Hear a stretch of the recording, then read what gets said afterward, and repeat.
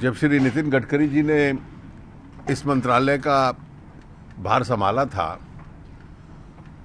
तो national highway programme जो एक बूमिंग सेक्टर कभी हुआ करता था, जिसको वाजपेयी जी की सरकार ने आरंभ किया था, एक प्रकार से उसको लकवा मार चुका था, पैरालाइज सेक्टर था। जितने भी टेंडर्स इशू होते थे, कोई भी हाईवे निर्माण करने को तैयार नहीं था।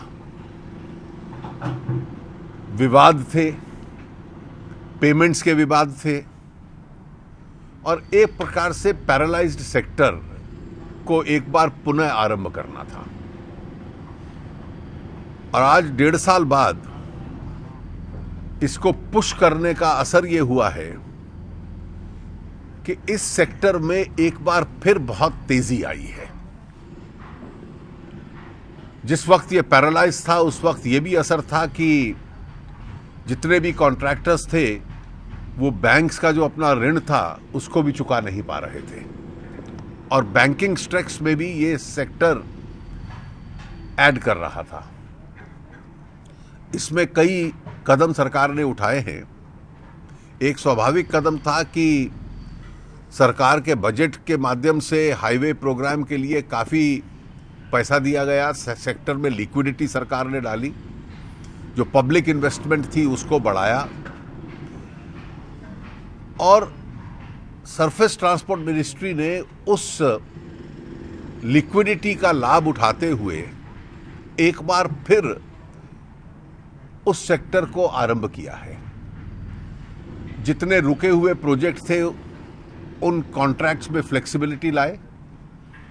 जो लोग उसका निर्माण नहीं कर सकते थे वो बाहर जाएं और नए लोग उस पे आए।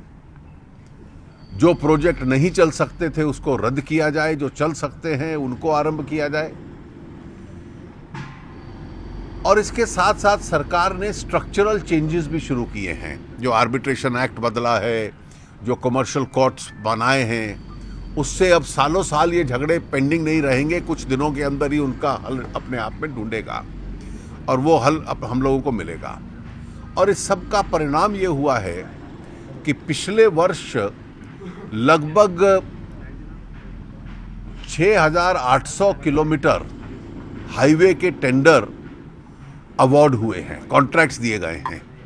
इसका मतलब इतनी बड़ी संख्या में ये हाईवे का निर्माण अब आरंभ हुआ है। मार्च के महीने तक इस संख्या को 10,000 किलोमीटर तक करने की प्रयास है।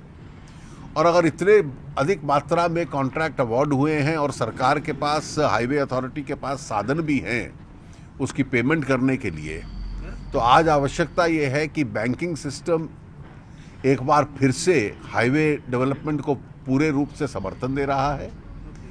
बड़ी मात्रा में इनका एग्जीक्यूशन हो रहा है, और इसी इन्वेस्टमेंट के आधार के ऊपर भारत की अर्थव्यवस्था और तेजी से चले, सरकार का ये अपने आप में प्रयास है।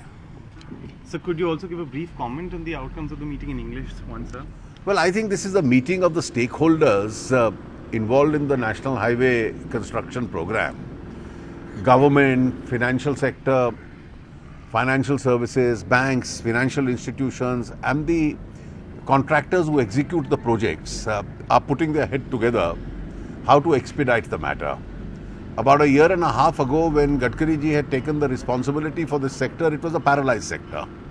You didn't have even a single contractor responding to the tenders. And today, all major tenders are attracting multiple contractors wanting to bid. The government has induced a lot of liquidity into this sector. The banks have started supporting this sector. A number of contractors have started repaying back the old debts. And therefore, there are a large number of contractors wanting to execute the projects. All procedures have been simplified. There is an exit policy, there is a hybrid model, and so on. And therefore, various alternative options of flexibility are there in the sector. Now, the result of this is that today you have already awarded 6,800 kilometers of highways. By March, this figure will go up to 10,000 kilometers.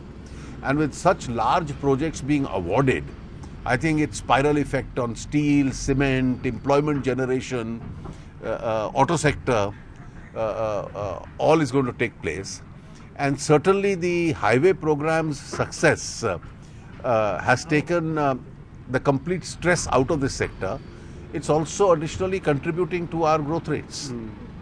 Okay. And the object of the meeting is that all the stakeholders today decide on how to expedite these projects much faster. Find us on Facebook at facebook.com/ETNow and don't forget to click the like button. You can also follow us on Twitter at ETNowLive. To stay updated with all our programming, hit the subscribe button on our YouTube channel by logging on to youtube.com/user/ETNow.